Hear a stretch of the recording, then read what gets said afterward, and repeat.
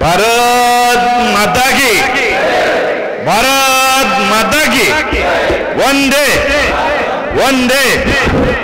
भारतीय जनता पार्टीच्या ज्येष्ठ कार्यकर्त्यांच्या बरोबर ही बैठक आज आयोजित करण्यात आलेली आहे। या बैठकीसाठी आवर्जून उपस्थित असलेले भारतीय जनता पक्षाचे जिल्हाध्यक्ष माननीय विठ्ठलराव लंगे साहेब, आदरणीय सीताराम बाबा, या कार्यक्रमाच्या दृष्टिकोनातून नुकतंच ज्यांनी मनोगत व्यक्त केले ते आदरणीय शिवाजीराजे धुमाळ साहेब, व्यासपीठावर उपस्थित सर्वच मान्यवर, कारण की वेळ भरपूर झालेला आहे, थोड्याशा अंतराने थोडी सभा उशिरा सुरू झाली, एक कार्यक्रम होता, त्या कार्यक्रमातून येताना जरा उशीर झाला, त्यामुळे दिलगिरी व्यक्त करतो। परंतु उपस्थित सर्वच ज्येष्ठ श्रेष्ठ कार्यकर्ते बंधू आणि भगिनींनो, आज आपण पाहत असाल का विधानसभेच्या निवडणुकीच्या पार्श्वभूमीवरती या तालुक्यातील सर्वच ज्येष्ठ श्रेष्ठ कार्यकर्त्यांना बरोबर घेऊन त्यांची येणाऱ्या विधानसभेच्या संदर्भातल्या ज्या चर्चा आहेत किंवा विचार आहेत ते ऐकून घ्यावेत, या दृष्टिकोनातून ही बैठक बाबा अगोदरच आपली चर्चेत होती आणि त्याला कालचं एक आपल्या भारतीय जनता पक्षाचे नेते त्यांनी काल काहीतरी व्हॉट्सअपवरती चर्चा झाली आणि त्या चर्चेवरून आज एक वेगळाच दृष्टिकोनातून चालली का काय सभा, असं माझ्यासारख्याला या ठिकाणी वाटतंय बाबा। खरं तर आपण पाहत असाल का मागच्या 1.5 महिन्यापूर्वी राज्य सरकारच्या वतीने खऱ्या अर्थाने या ठिकाणी घोषणा झाली का ती घोषणा होती लाडक्या बहिणीची। कालच आपण पाहतोय की काल रक्षाबंधन या ठिकाणी साजरं केलं आणि रक्षाबंधन साजरं करत असताना त्या ठिकाणी संपूर्ण राज्यातल्या ज्या बहिणी आहेत त्या बहिणी खऱ्या अर्थाने या ठिकाणी अडचणीच्या काळात त्यांनाही कुठेतरी हक्काचा एक निधी हवा किंवा त्यांच्याही खात्यावर एक हक्काचे पैसे हवेत, या दृष्टिकोनातून देशाचे आणि राज्याचे खऱ्या अर्थाने मुख्यमंत्री माननीय शिंदे साहेब, दुसरे उपमुख्यमंत्री माननीय देवेंद्रजी फडणवीस साहेब आणि अजितदादा पवार साहेब यांच्या माध्यमातून खऱ्या अर्थाने ही योजना या ठिकाणी राज्यात कार्यान्वित झाली। काल रक्षाबंधनच्या निमित्ताने अनेक बहिणींना खऱ्या अर्थाने तो निधी देण्याचं काम या ठिकाणी झालं।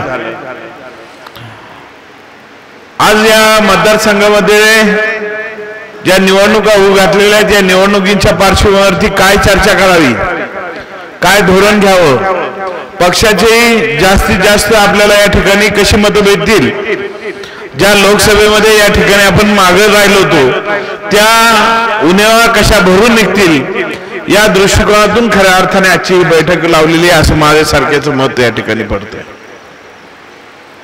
का जर लोकसभेच्या अनुषंगाने जर पाहिलं तर एकीकडे आपण पाहतो की ही जी काही राज्यामध्ये जी महायुती झाली, या महायुतीच्या अनुषंगाने तालुक्यातील मतांची जर गणना जर पाहिली गेली तर फक्त आणि फक्त राष्ट्रवादी आणि त्यानंतर आपण मागच्या विधानसभेला उभे असलेले राष्ट्रवादीचे मतं आणि त्यानंतर आपण भारतीय जनता पक्षाचे मतं, हे जर पाहिले तर किमान आपल्या उमेदवाराला कमीत कमी 1.5 लाख मतं हे पडणं अपेक्षित होतं, कमीत कमी। परंतु झाली काय गंमत, झाली गंमत अशी का जे मतं पाहिजे होती ती मतं या ठिकाणी आलीच नाहीत आणि मतं आली नाही, पर्यायाने या ठिकाणी आपले मित्रपक्ष असणारे जे काही शिंदे साहेबांची जी शिवसेना आहेत त्यांचे उमेदवार या ठिकाणी आपल्याला उभे केलेले होते, ते माननीय सदाशिवराव लोखंडे साहेब यांना कुठेतरी आपल्याला पराभवाला सामोरे जावं असं वाटतं। आज आपण बघतोय की एकंदरीत मतांची जर गणना म्हटलं तर मी 1.5 लाखाचा आकडा आणलाय कुठून, तर एकीकडे आपण बघतो का याच ठिकाणी याच व्यासपीठावरती फोटोग्राफी झाली होती, एका बाजूला विद्यमान आमदार त्या ठिकाणी बसले होते, जिल्हाध्यक्ष आपणही त्या बैठकीला होता, मध्ये पालकमंत्री आमचे विखे साहेब बसले होते आणि दुसऱ्या बाजूला मला या ठिकाणी बसवलं होतं आणि त्या ठिकाणी फोटो काढून त्या दुसऱ्या दिवशीच्या पेपरांमध्ये या ठिकाणी होतं की आजी माजी आमदार या ठिकाणी एकत्र आलेत, या तालुक्यातील मताधिक्य हे 100% वाढीव राहील, ह्या बातम्या आलेल्या होत्या। मी मानतो का विधानसभेला, मागच्या विधानसभेला मला जी काय 57 ते 60 हजार मतं भेटलेली होती त्याच्यामध्ये कमी जास्त होऊन मागच्या विधानसभेच्या निवडणुकीमध्ये जे विद्यमान आमदार होते त्यांना 1 लाखापेक्षा जास्त मतं या ठिकाणी पडलेली होती। त्यांच्या मतांचा बेरीज आणि माझ्या मतांची जर बेरीज पाहिली, कारण की दोन्ही व्यासपीठावर होतो आम्ही, दोन्ही व्यासपीठावर असल्यानंतर बांगरे साहेब मतांची गणित किती पाहिजे, 1.5 लाखाचं, त्याचं अजून मी ते परत राजे मारुती बेंगाळांचा पाठिंबा भेटला, बाकीचे आपल्याला पाठिंबा तुम्हाला माहिती आहे ते पाठिंबे किती भेटलेत रात्रीतून आपल्याला त्या गोष्टींचं, त्याच्यावर आता जाहीर भाष्य करायचं नाहीये, परंतु जे पाठिंबे भेटलेले होते त्या पाठिंब्याच्या मतांचं जर गिनती केली तर कमीत कमी 1.5 लाखाचे नाही तर 2 लाख मतं या ठिकाणी पडणं अपेक्षित होतं। घडलं उलटच का लोकसभेला निवडणुकीच्या मध्ये जर पाहिलं तर लोखंडे साहेबांना या ठिकाणी 50 हजाराच्या आत मतं आलेले आपल्याला पाहायला भेटले अकोले तालुक्यामध्ये। मग या ठिकाणी आम्ही बघतोय का प्रामाणिकपणे काम करणारा भारतीय जनता पक्षाचा कार्यकर्ता, याला बसलेली जी काही जुनी जाणती सर्व मंडळी आहेत हे आपण साक्षीदार आहात का येत्या जी काही लोकसभा झाली या लोकसभेला 100% बसलेला जो प्रामाणिक भारतीय जनता पक्षाचा कार्यकर्ता आहेत यांनी ही मतं पाडलीत का नाही पाडलीत एकदा मला या ठिकाणी आवाज देऊन या ठिकाणी सांगा तरी, पाडलीत का नाही पाडलीत या ठिकाणी। मग एकीकडे हे मतं देत असताना मग विद्यमान आमदारांची मतं गेलीच कुठं, मग त्याची एकीकडे ते सांगतात ते राजे आपण म्हणतात त्याच्या अगोदर अनेक प्रश्न आले, आमदार जोरजोरानं मोठमोठ्याने आता प्रत्येक गावात ज्या गावामध्ये या ठिकाणी लोकवर्गणी करता पदर पसरून मी पाहिलेत काही फोटो काय त्यांनी स्वतःचा तो भगवा कापड आहे त्या भगवा कापडाची झोळी केली आणि मला या ठिकाणी निवडणुकीला मला मदत करा अशा हेतूने खऱ्या अर्थाने 2019च्या निवडणुकीमध्ये फिरलेले पाहायला भेटलेले होते। तेच आमदार या निवडणुकीमध्ये ढोल ताशा डीजे हे घेऊन आता प्रत्येक गावगाव जातात हे राजू, आणि मग जात असताना त्या ठिकाणी पाहतो का जो पैसा तुम्ही एक विद्यमान चांगला आमदार करावा, या तालुक्यातील मतदारसंघातील कामं मार्गी लागावीत, या मतदारसंघातील पाण्याचे प्रश्न मिटावेत या दृष्टिकोनातून दिलेला आमदार निवडून द्यावं ही लोकांची मानसिकता होती। आणि एकीकडे त्याच आमदार सांगत होते त्यांच्या मिटिंगांमध्ये 40 वर्षात काहीच झालं नाही, 40 वर्षात काहीच झालं नाही। आता त्या आमदारांना मी विचारू इच्छितो का या मागच्या 5 वर्षाच्या कालखंडामध्ये आपल्या हातून काय मोठं धोरण या ठिकाणी लागलं, एखादा नवीन रस्त्यांवरती तुम्ही सांगतात का 2200 कोटी 2500 कोटी रुपये या ठिकाणी आलेत, या 2500 कोटीमध्ये रस्त्यावर डांबर होतं, डांबरावर डांबर टाकलं म्हणजे विद्यमान आमदाराचं लय खूप नावलौकिक झाला अशातला भाग नाहीये। त्या ठिकाणी नवीन एखादं धरण बांधलं का, नवीन एखाद्या जोड रस्ता जो या ठिकाणी सातत्याने या ठिकाणी भूमिका मांडायची। आणि आपल्या मला अजून आठवतंय आपल्या जाहीरनाम्यामध्ये अजून तुम्ही उल्लेख केला नाही त्या गोष्टींचा, 2 गोष्टींचा मी उल्लेख करून सांगतो या ठिकाणी।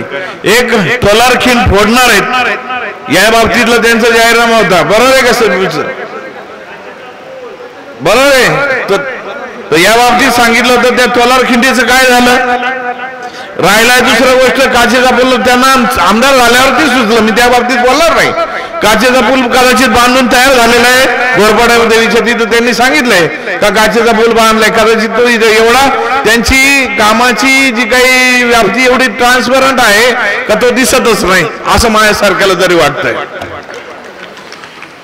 का जे एकीकडे हे सगळे काम पाहत असताना दुसरी घोषणा केली होती का आढळा नदीमध्ये जो पाण्याचा कमतरता आहे या पाण्याच्या कमतरतेसाठी कृष्णवंती नदीमधून त्या ठिकाणी एक कॅनल काढून आणणार आणि आढळा नदीला जोडणार, खरं आहे का कुठे, बरोबर आहे का। मग ते आढळाचे कॅनलच्या बाबतीमध्ये आमदारांचं धोरण खरोखर मी तुम्हाला एक गोष्ट सांगू इच्छितो का 2014 ते 2018च्या 6 महिन्यापर्यंत मी 4.5 वर्ष आमदार होतो. 6 महिने अगोदर राजीनामा दिला होता. या 4.5 वर्षाच्या कालखंडामध्ये पूर्णपणे मी आमदार असल्यानंतर विरोधी पक्षाचा आमदार होतो. 4.5 वर्ष लंगे साहेब तुम्ही त्या गोष्टीला साक्षीदार आहात काही गोष्टींना माझ्या. तर 4.5 वर्ष मी या ठिकाणी पूर्णपणे विरोधी पक्षाचा आमदार म्हणून काम केलं. तरी या ठिकाणी या मतदारसंघात काही कामं आणण्याच्या दृष्टिकोनातून प्रयत्न झाले. ज्यावेळेस माझा प्रवेश झाल्यानंतर माननीय देवेंद्रजी फडणवीस साहेबांनी मुख्यमंत्री होते, त्यांनी मोठा निधी या ठिकाणी देऊ केला. पिंपरखाण्याच्या उड्डाणपुलाच्या दृष्टिकोनातून काम मार्गी लागलं. त्याला लागणारा जो काही निधी होता तो या ठिकाणी पूर्ण त्या ठिकाणी देऊ केला. त्याचबरोबर या ठिकाणी कोतूरच्या पुलाला पैसे लागत होते, ते कोतूरच्या पुलाचे पैसे या ठिकाणी मार्गी लागले गेले. हा जो हायब्रिड इलेक्ट्रिकचा रस्ता होता, हायब्रिड इलेक्ट्रिकच्या रस्त्याकरता लागणाऱ्या येणाऱ्या अडचणी होत्या त्या दूर करून त्याच्यावरती निधी वर्ग करण्यात आला. त्याचबरोबर या मतदारसंघातील कामं रस्ते होते, रस्त्यांच्यासाठी लागणारा निधी होता, हा निधी त्या कालखंडात दिला गेला. दुर्दैवाने या ठिकाणी आपण पाहतो का निवडणुकीचा प्रवेश माझा लेट झाल्यानंतर आचारसंहिता लागल्या. आचारसंहितेनंतर राक्ष पाटील का जे आपण पाहतो का टेंडर नंतर झाले आणि ज्यावेळेस विधानसभेच्या 19 मध्ये हे आमदार महाशय निवडून आल्यानंतर त्यांना असं वाटलं की मीच काही सर्व काही निधी आणलाय का काय, अशी परिस्थिती या ठिकाणी निर्माण झालेली. मग आज मी या ठिकाणी विचारू इच्छितो का 2019 ते 2024 आतापर्यंतचा जो काही कालखंड गेलाय, या कालखंडामध्ये पहिल्या 2019ला निवडून आल्यानंतर आमदार आपले उद्धव ठाकरेंच्या बरोबर शपथविधीमध्ये होते का नव्हते? होते. त्या ठिकाणी शपथविधी उद्धव ठाकरे साहेबांचा शपथविधीच्या बरोबर होते. त्यानंतर या ठिकाणी आपण बघतो की अजितदादा पुन्हा एकदा या ठिकाणी 2022ला जॉईन झाले. 2022ला सत्तांतर झाल्यानंतर पुन्हा एकदा आमदार महोदय या ठिकाणी पुन्हा सत्तेमध्ये यावं म्हणून अजितदादांबरोबर आले. दुसऱ्या दिवशी नाकारलं, 8 दिवसांनी परत हो म्हटले. हे सर्व आपल्या अकोलेकरांना माहिती आहे. त्या खोलात आज जात नाही मी त्या गोष्टींची. मग या सर्व गोष्टींमध्ये या पूर्ण 5 वर्ष सातत्याने आपला आमदार सत्तेमध्ये होता. मग सत्तेमध्ये राहिलेल्या आमदारांनी जरा 250 कोटींची किंवा 2200 कोटींची 2500 कोटींची जी काही टुमकी मारतात आहेत, ती टुमकी मारत असताना त्या ठिकाणी सांगावंसं वाटतं का खरोखर आज कुठल्याही रस्त्याला तुम्ही जा आणि तो रस्ता चांगला दाखवा, हे तुम्हाला उघडपणे चॅलेंज आहे माझ्या आमदारांना. पाण्याच्या बाबतीमध्ये या वर्षीच्या कालखंडामध्ये झालेली मुळेमधली पाण्याची वाहतात, प्रवरेमधलं पाण्याची झालेलं जे नियोजन पाहिजे होतं हे कोलमडलेलं नियोजन, आढळेमध्ये देखील कोलमडलेलं नियोजन, या नियोजनामुळे खऱ्या अर्थाने या वर्षीचा शेतकरी 100% या ठिकाणी अडचणीत आलेला शेतकरी आपल्याला पाहायला भेटतोय. या संदर्भातली काही भूमिका आमदार मांडणार आहेत का? नवीन पाण्याच्या साठ्याच्या संदर्भातली भूमिका मांडणार आहेत का? हे कुठेही मांडताना दिसत नाहीत. परंतु आमचे गटनेते काल या ठिकाणी सांगायला लागले का विधान परिषदेच्या जे सभापती आहे त्या सभापती पदावरती ते या ठिकाणी त्यांना तालिका अध्यक्ष या ठिकाणी दिलेलं होतं.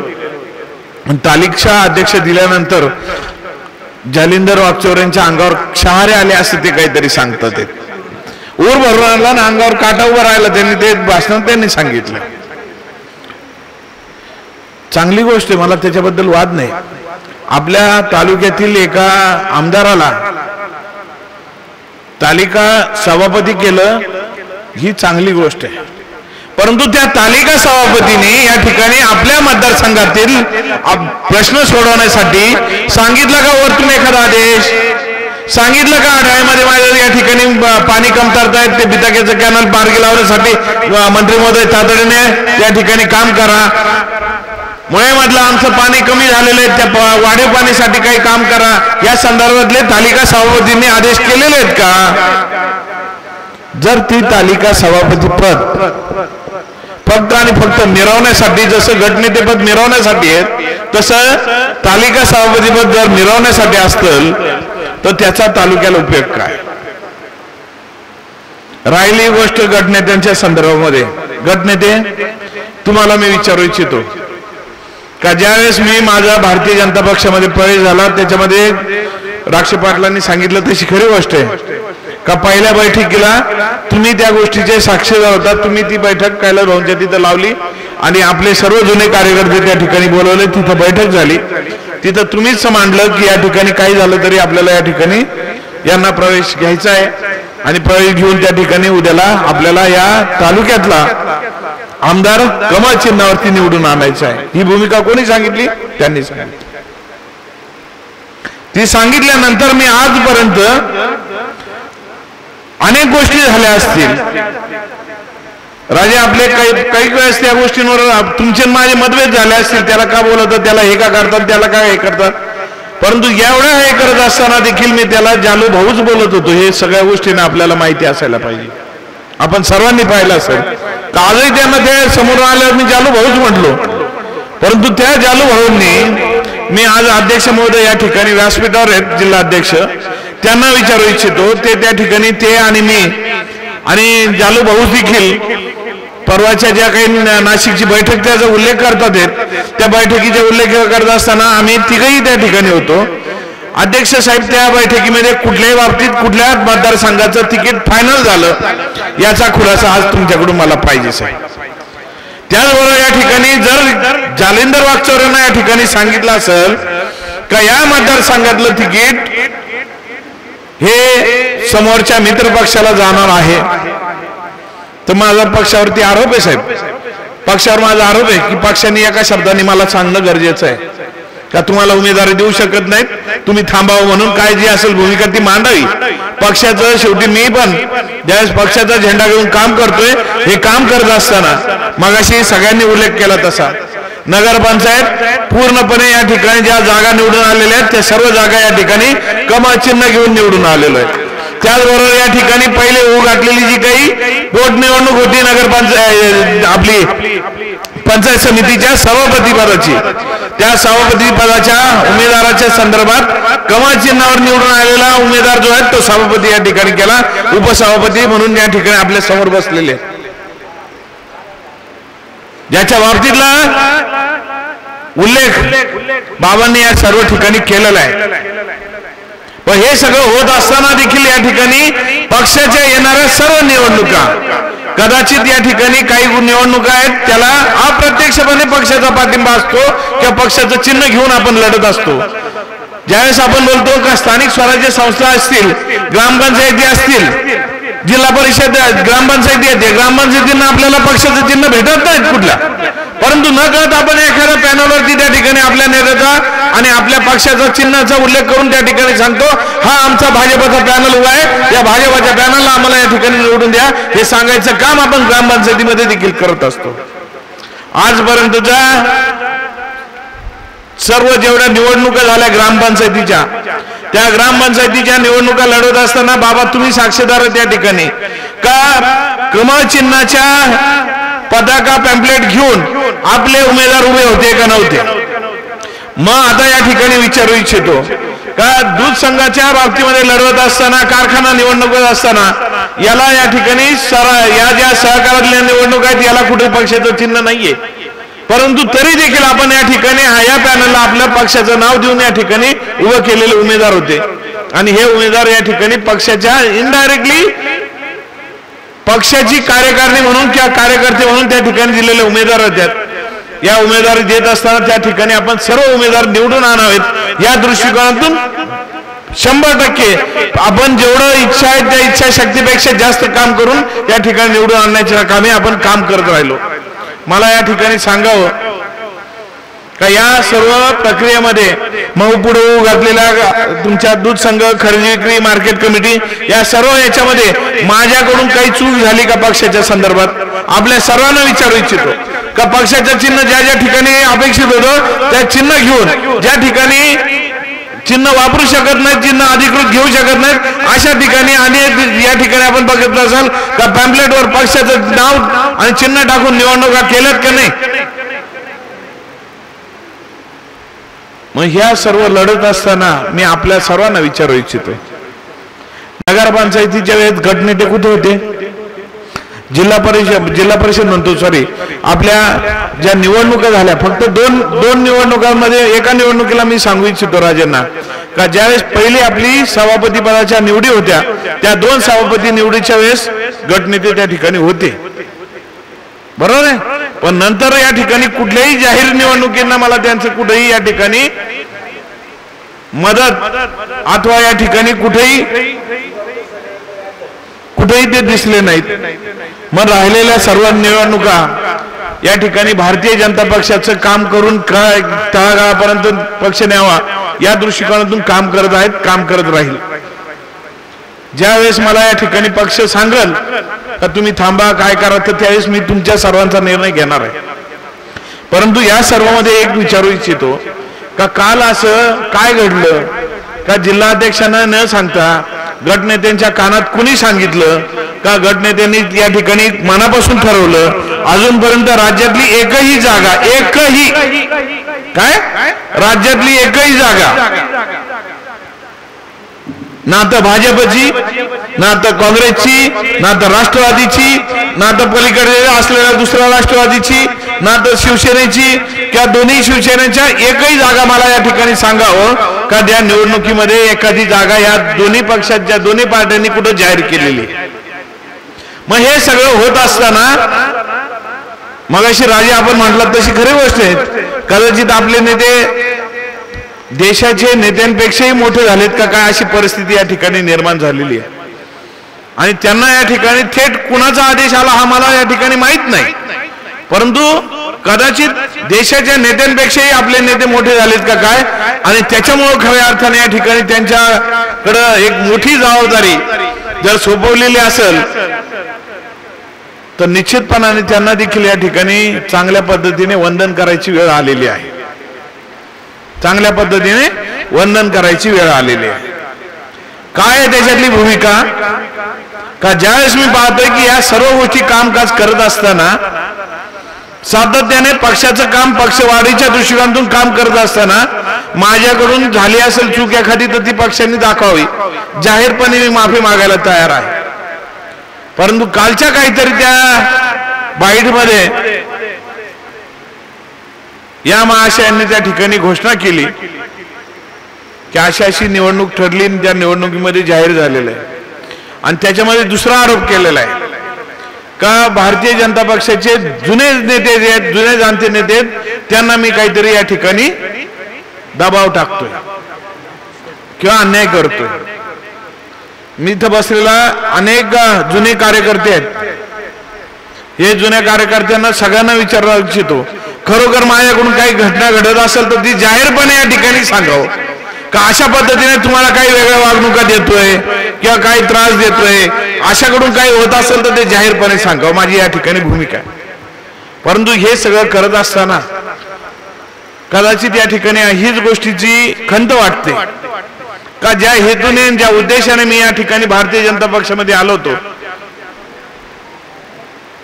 देव देश आणि धर्मासाठी प्राण घेतला आधी ही जी काही भूमिका होती ती भूमिका घेऊन मी भारतीय जनता पक्षामध्ये आलेलो आहे आणि ती भूमिका घेऊन काम करत असताना सातत्याने या तिन्ही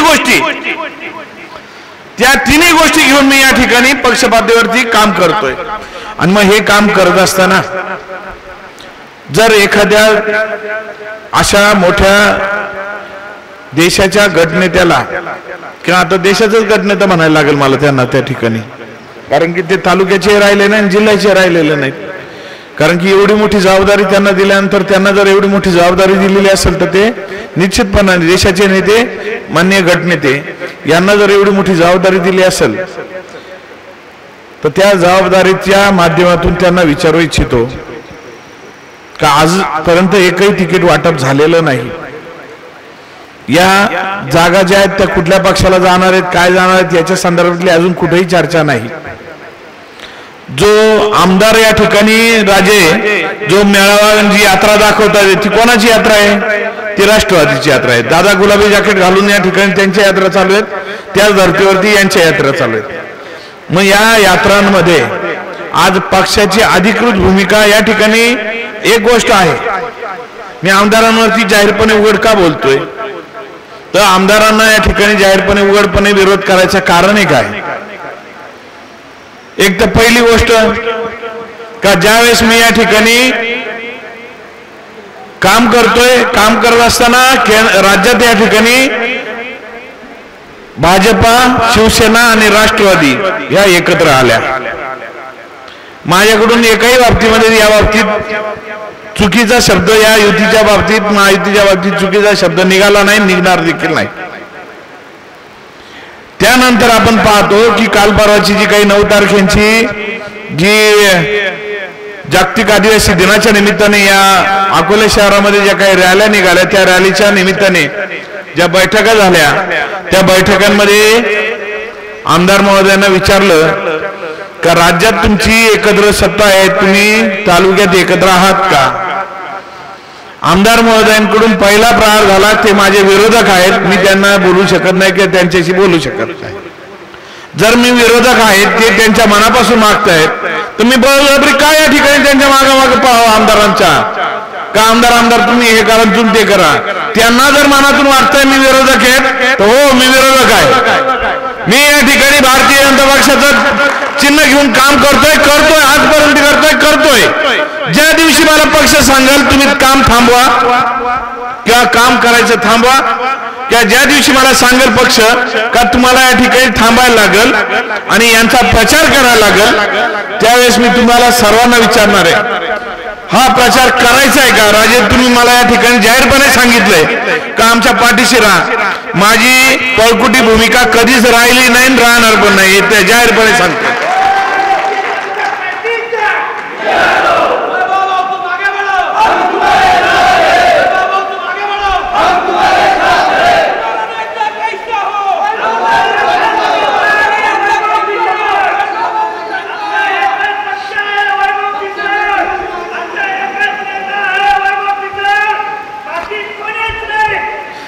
आज या ठिकाणी सर्व जुन्या कार्यकर्त्यांना घेऊन बोलावं आणि बोलत असताना देशामध्ये आपली सत्ता राहावी या दृष्टिकोनातून 100% आपल्याकडून प्रयत्न झाले पाहिजे. हे आपण लोकसभेला पण सांगत होतो, उद्याच्या या विधानसभेला देखील सांगणार आहोत. हे सांगत असताना ज्या भूमिका आहेत त्या भूमिका देखील सांगू इच्छितो. संत, तुम्हाला मी विचारू इच्छितो का ज्या बाबतीमध्ये लोकसभेची निवडणूक झाली, लोकसभेच्या निवडणुकीनंतर आपले मित्र पक्षाचे खासदार मान्य सदाशिवराव लोखंडे साहेब पराभूत झाले. पराभूत झाल्यानंतर त्यांनी या ठिकाणी जाहीरपणे वक्तव्य केले, मला पडायला काय कारण आहेत, त्यांनी सांगितले का या ठिकाणी रावण संघटनेचा मला 100% विरोध होता. बरोबर आहे? मग त्या रावण संघटनेचे मुखवटे घेऊन आपला आमदार जर नाचत असेल, आपला आमदार ते रावण संघटनेचे मुखवटे घेऊन नाचत असेल आणि या ठिकाणी सांगत असेल का रावण आपला देव आहे, रावण आपला देव आहे, हे जर आपला आमदार सांगत असेल तर पक्षाकडे मी या ठिकाणी काय म्हणून सांगावं का मी रावणाच्या मानणाऱ्याचा प्रचार करावा म्हणून? हे सांगावं का मी रावणाच्या मागे जाणार आहे का रामाच्या मागे जाणार आहे? मी 100% या ठिकाणी एक धर्मी, एक वचनी, एक पत्नी प्रभू रामाचंच या ठिकाणी नाव घेणार आहे, हे जाहीरपणे सांगतोय. उद्याच्या या निवडणुकीच्या होऊ घातलेल्या निवडणुकीमध्ये अध्यक्ष महोदय, उद्याला जर जाहीरपणे काय तिकिटाचं व्हायचं ते होऊ द्या. उद्याला जर या ठिकाणी मित्रपक्ष म्हणून तुम्ही जर सांगितलं का तिकीट मित्रपक्ष म्हणून तिकडे जाते आणि तिकडे जात असेल तर तुम्ही त्यांचा प्रचार करा. अशा रावणांचा प्रचार करायला मी मोकळा नाही. पक्षाला सुद्धा मी अतिशय प्रामाणिकपणे सांगतोय का ज्यांनी खऱ्या अर्थाने रावणाची भूमिका घेतली आणि त्या रावणांच्या भूमिका घेणाऱ्या रावणांचं काम आम्ही करणार नाही, हे जाहीरपणे सांगतोय. त्याच्यामुळे खऱ्या अर्थाने माझा विरोध आहे. आज आपण पाहत असाल, मगाशी सांगितलं सत्तेच्या माध्यमातून अनेक कामं येतात. मग काही मंडळी या ठिकाणी आहे पाहतोय, फक्त आणि फक्त ज्यावेळेस काही गोष्टी करायच्या आल्या, लोकसभेची निवडणूक आले, त्या लोकसभेच्या निवडणुकीला आपलं मतदारसंघातले मतदार मोदींच्या मागे मायनस 1 लाख मतं ते गेली कुठं? मग 1 लाख मतं जर गेली असतील तर मग बाकीची मतं गेली कुठं? एवढी सगळी जर फक्त पडलेली मतं जर 50,000च्या आत मतं असतील तर मग गेलेली मतं कुठं आहेत? हे देखील खऱ्या अर्थाने या ठिकाणी अतिशय महत्वाचा विषय आहे. आज या ठिकाणी या सर्व गोष्टींमुळे बोलत असताना जरूर सांगितलं पाहिजे का ज्यांनी या कालच्या लोकसभेमध्ये मोदी साहेबांनी दिलेले उमेदवार पराभूत करावे म्हणून काम केलेलं असेल त्यांचा प्रचार मी करणार नाही. ज्यांनी या ठिकाणी रावण घेऊन मिरवतात त्या रावण घेऊन मिरवणाऱ्या आमदाराचा प्रचार मी करणार नाही. हे अतिशय आजच जाहीरपणे अध्यक्ष महोदय तुमच्या कानावर घालतो. वेळ प्रसंग आली तर वरिष्ठांच्या कानावर घाला. कुठल्याही परिस्थितीत या आमदाराचा प्रचार आमच्याकडून होणं नाही. ही भूमिका ठळक भूमिका आज या ठिकाणी सांगू इच्छितो. आज या ठिकाणी आपल्याला या निमित्ताने एवढंच सांगू इच्छितो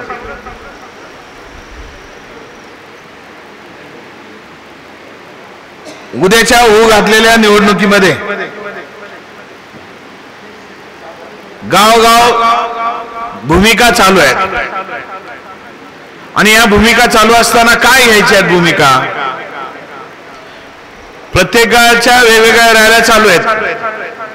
ज्या माणसं खऱ्या अर्थाने रॅलीला येत असताना ज्या मी म्हटलं तसं जुन्या कालखंडात 5 वर्षापूर्वी जी माणसं या ठिकाणी झोळी फिरून फिरवत होती का मला मतदानाला पैसे द्या, मत करायला मला निवडणूक लढवायला माझ्याकडे पैसे नाहीत, ती माणसं आज खऱ्या अर्थाने काही घरांमध्ये ज्यावेळेस मी पाहिलं एका गावातली घर अतिशय परिस्थिती अशी पाहिली का 2 दिवसापूर्वी त्या गावामध्ये एक मयत झालं होतं आणि मयत झाल्यानंतर त्या गावांमध्ये काही प्रथा आहेत का 10व्याशिवाय काही वाजंत्री किंवा काही वाजू नये. अशा गावांमध्ये त्या ठिकाणी यांनी ढोली बाजा आणि त्याचबरोबर या ठिकाणी बँड आणि ते काय डीजे घेऊन मिरवणूक काढली आणि स्वतःचीच मिरवणूक काढून बाकी एक मॅनेजमेंट त्यांच्याकडून शिकण्यासारखं आहे का ज्या गावात जातो ना त्या गावात आपलाच ढोलीवाला बरोबर गाड्या 4 म्हणजे 10 गाड्यांचा ताफा त्या गाड्यांमध्ये त्या ठिकाणी ढोलीवाला बॅजीवाला डीजे बरोबर फेटे बांधण्यावाला हे सगळं काही त्या ठिकाणी बरोबर चाललेलं आपल्याला पाहायला भेटतं आणि उचलून घेणारे पण आहेत.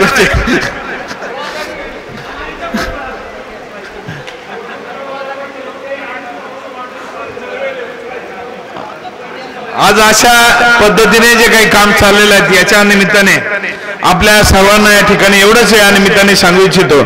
माझ्यानंतर जिल्हाध्यक्ष साहेब बोलणार आहेत. मला जिल्हाध्यक्ष साहेबांकडून या ठिकाणी नम्रपणे विनंती आहे साहेब पक्षाची भूमिका जर त्यांच्या कानात सांगितली असेल तर ती आमच्या सर्वांच्या समोर स्पष्टपणे उघड करावी. आम्ही वाईट वाटून घेणारे नाही आहेत साहेब, वाईट वाटून घेणारे नाही आहोत. ज्या भूमिका पक्षाने ठरल्या असतील, ज्या पक्षाच्या भूमिका सांगितल्या असतील आणि त्यांच्या कानात जर सांगितली असेल तर ती भूमिका आज आम्हाला स्पष्टपणे या ठिकाणी सांगावं जेणेकरून आम्हाला जे काही भूमिका घ्यायची ती भूमिका माननीय देवेंद्र साहेब फडणवीस साहेब यांच्याशी जाऊन बोलू, त्यांना सांगू का काय आमची भूमिका काय नाही ही आम्हाला तरी त्या ठिकाणी जाऊन शिष्टमंडळ घेऊन जाऊन बाबा बरोबर आहे का जाऊन मांडण्यासाठी तरी कमीत कमी उपयोगी पडेल आजची भूमिका. नाही तर आम्ही संभ्रमात राहू. त्याच्याकरता आपल्याला विनंती आहे की आपण या भूमिका स्पष्ट कराव्यात. आणि राहिली गोष्ट या ठिकाणी राजे 100% कुठल्याही परिस्थितीत काही होऊ द्या निवडणूक ही होणार आहे आणि निवडणुकीला मी उभं राहणार आहे हे अतिशय स्पष्टपणे आपल्याला या निमित्ताने सांगू इच्छितो.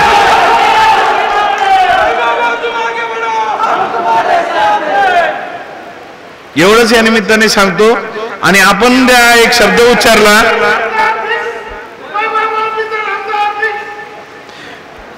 एकच आपल्याला या निमित्ताने सांगू इच्छितो राजे का ज्या वेळेस तुम्ही पाहिला असेल का कार्यकर्त्यांच्या पाठीशी खंबीर राहायचा विषय सांगितला.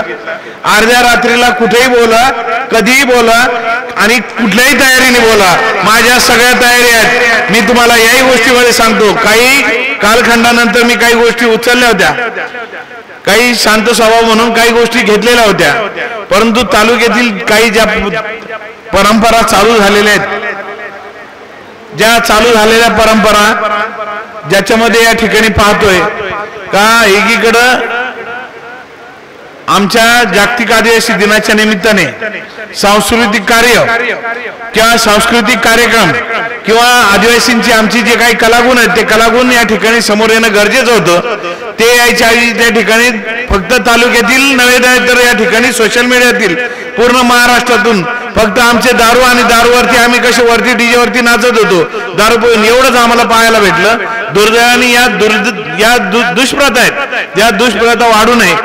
त्यानंतर समाजामधली भांडणं समाजामध्ये चाललेले वाद लावायचं जे काही काम चालू आहेत ती दुष्ट प्रथा या ठिकाणी थांबावी, या दृष्टिकोनातून खऱ्या अर्थाने काम झालं पाहिजे। या सर्व गोष्टी घेऊन या दुष्ट प्रथा थांबवण्यासाठी तालुक्यातील विकास कामांना पुढे चालना देण्यासाठी यानंतर भविष्यातील कार्यकर्त्यांना 100% एकच सांगतो का कुठल्याही परिस्थितीत कुठल्याही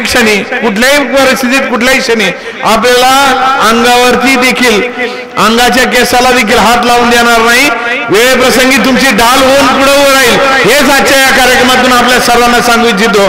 पुन्हा एकदा आपण सर्वजण जुनी जाणती कार्यकर्ते मंडळी या मीटिंगसाठी उपस्थित झालात, मी मनापासून आपल्या सर्वांचे आभार व्यक्त करतो आणि याच ठिकाणी थांबतो। जय हिंद, जय महाराष्ट्र, जय श्रीराम। आला रे आला मान्सून सेल आला।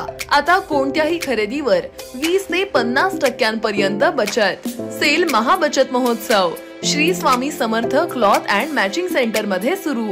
जेंट्स टी शर्ट ₹99 पासून पुढे, परकर ₹55 पासून पुढे, ब्लँकेट ₹89 पासून पुढे, डॉलर लेगिन ₹260 फक्त, रेमंड सुटिंग 50% सूट। तसेच मेन्स फॉर्मल पॅन्ट 2 खरेदी करा आणि मिळवा 1 पॅन्ट मोफत।